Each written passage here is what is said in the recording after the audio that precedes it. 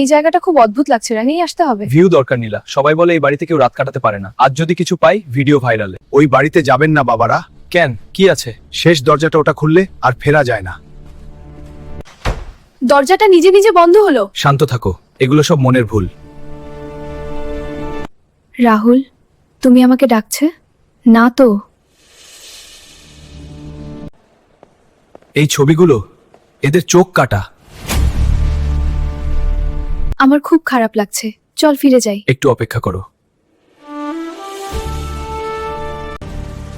আমাকে আটকে রেখেছিল, কেউ আসেনি।